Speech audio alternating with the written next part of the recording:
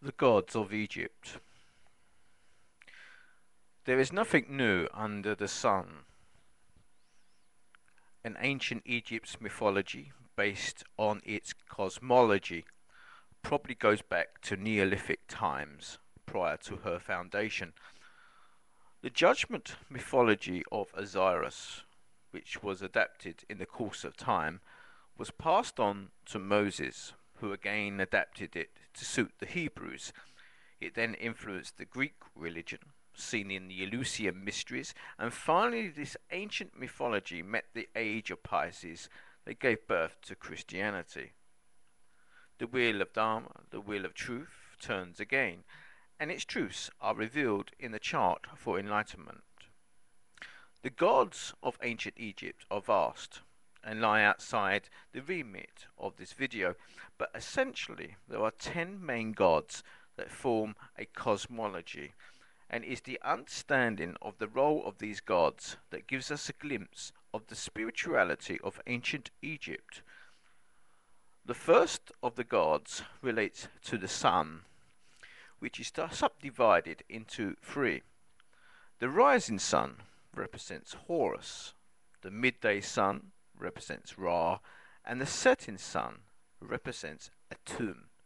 Essentially, the different aspects of this luminary during the day. The second god is Khonsu, which represents the moon. A young man who wears a moon disk is found in a description of this particular god. The third god is Thoth, or Tahuti, which represents our Mercury, the winged messenger, the scribe. The fourth god is Isis, the beautiful lady of mystery, which represents our Venus, Aphrodite. Osiris is wife, the wife and consort of Osiris. The fifth god is Seth, which represents our Mars, whose governorship of Scorpio opposes Horus, i.e. Taurus the bull opposite in the zodiac. The sixth god is Ptah, who represents our Jupiter, having both the practical and intellectual characteristics of the sign Sagittarius ruled by this particular planet. The seventh god is Anubis, the dog planet. Saturn, guarding the dead of the moon tombs as befits the planet that rules over the bone structure found in man.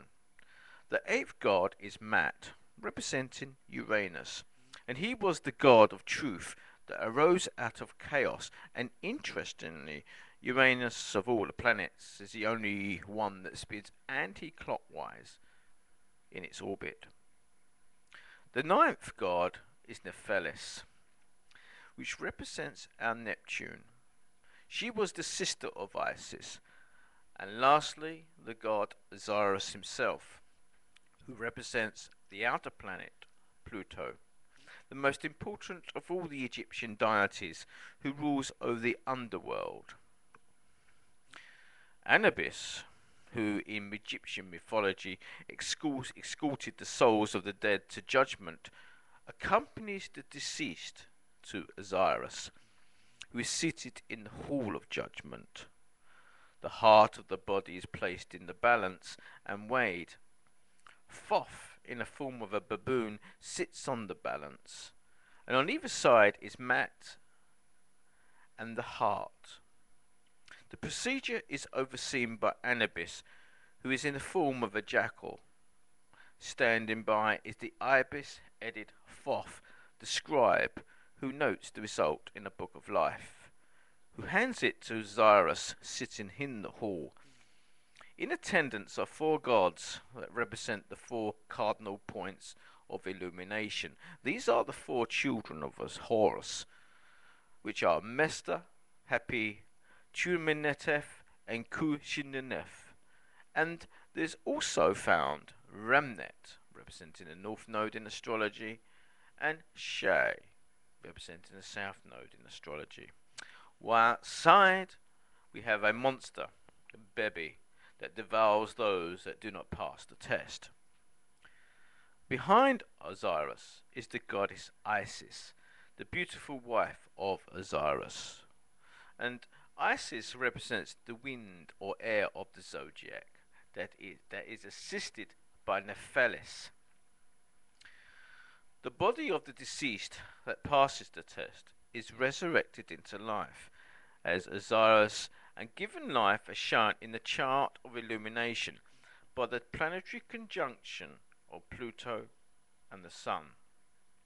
This is a configuration of Osiris, Horus, and Isis, Pluto, Sun, and Libra, represented by Isis. These gods are concepts of celestial dynamics at the moment of man's illumination. At this time, the priests of ancient Egypt noted the position of the planetary orbs, and then this whole mythology was born, and its spiritual lessons were enshrined forever in stone in the Great Pyramid of Cheops.